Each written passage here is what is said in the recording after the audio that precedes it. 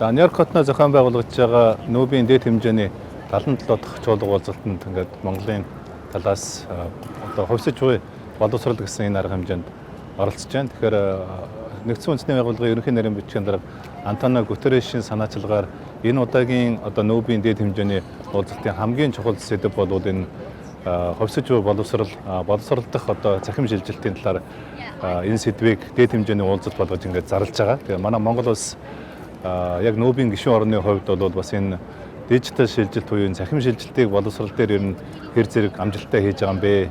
Нэгдүгээрт, хоёрдугаарт бол ковидын үед ерөнхийдөө энэ цахим шилжилтэн дээр одоо монголчуудын бидний хийсэн бидний хэрэгжүүлсэн ямар амжилттай төслүүд, ямар амжилттай одоо санаачлалууд байваа гэдгийг бас бидний энэ дэлхийн улс орнуудтай хуваалцах юм томоохон одоо ховор боломж тохиолоо гэж би харж байгаа юм. Тэгэхээр сая нүүбийн чуулга уулзалтын үед бол 50 өрөхгүй одоо улсууд яг энэ дөрвөн сэдвээр за яг цаашдаа энэ боловсрол дэлхийн нийтийн анхаарлыг хандуулах 5 одоо чиглэл байна. Нэгдүгээрт нь ерөнхийдөө энэ сургууль гэдэг ойлголтуудыг ер нь бид нар юу гэж ойлгох юм бэ?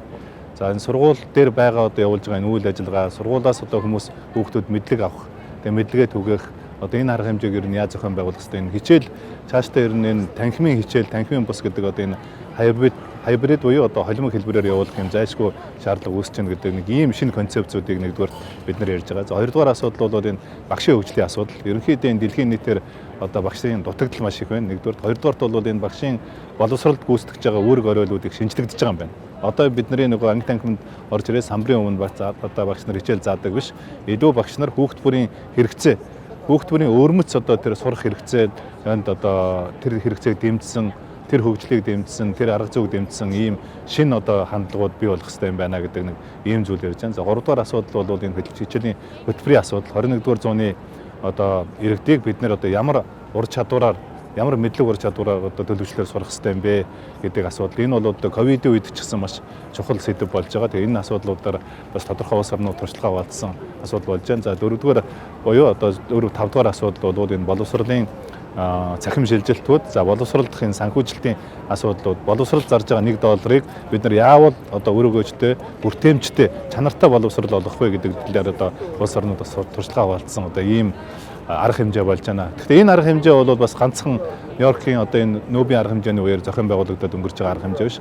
Өнгөрсөн хавраас одоо Бангкокт зохион байгуулагдсан Азийн энэ боловсролын салбарт хэрэгж байгаа хөвслийн асуудлууд, за мөн өнгөрсөн 7 сард манай улсад зохион байгуулагдсан энэ үндэсний хэмжээний хилцүүлэг байгаа юм. Ер нь хувьсаж буй боловсрол гэж яг юу юм? Өнөөдөр боловсрол ер нь Монголын хөгжил дэвшилд ямар үүрэг оройлтой юм? Монголын иргэд боловсролоор дамжиж ер нь ямар одоо боломжуудыг олох хэрэгтэй юм бэ гэдгийг бол бид нар үндэсний хилцүүлэг хийж нэт 460 гаруй одоо мянган залуучууд, хүүхдүүд, багш нар сургууль хүмүүжлэгч оролцсон энэ хилцүүлэг болсон.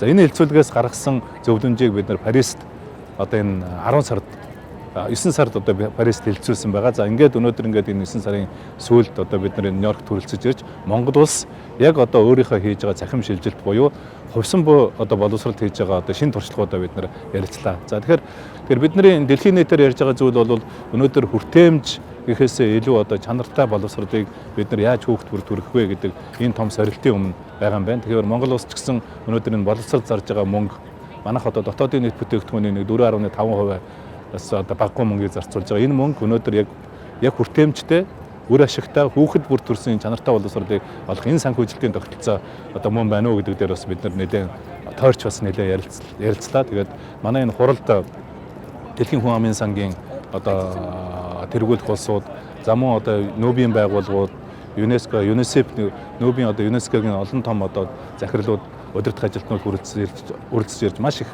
санал бодлуудаа одоо солилцсон ийм амжилттай одоо зөвлөгөө, амжилттай одоо хилцүүлэг боллоо гэж бодож байна. За өнөөдөр үдээс хойш Монгол улсын ерөнхийлөгч бас энэ нүүбийн хуралд оролцож үг хэлж яг энэ Монгол улсын ковидын үед боловсролын салбарт хийж авч хэрэгжүүлсэн арга хэмжээ, түүний одоо сорилтууд, гарч байгаа үр дүнгуудын талаар бас дэлхийн одоо удирдагч нартай санал бодлоо солилцох ийм боломж гарч байна гэж бодож байгаа. Тэгээ энэ далимд одоо бас энэ зун манай Монгол улсад нүүбийн ерөнхий нарийн бичгийн дарга Антонио Гутеррешийн хийсэн айлчлал, за ЮНЕСКОгийн ерөнхий нарийн бичгийн дарга Озолегийн одоо хийсэн айлчлалын үр дүнд бол Монгол улс нүүбийн энэ чухал одоо дэд хэмжээний уулзалтын үеэр улс орныхоо өмнө тулгамж байгаа, улс орныхоо боловсролын өмнө тулгамж байгаа, боловсролд хийгдэж байгаа энэ өөрчлөлтүүд, энэ сорилтуудыг бас дэлхийн нийтэд одоо хуваалцах ийм сайхан боломж олдсон юм аа гэдэг бас би онцолж хэлхийг хүсэж байна.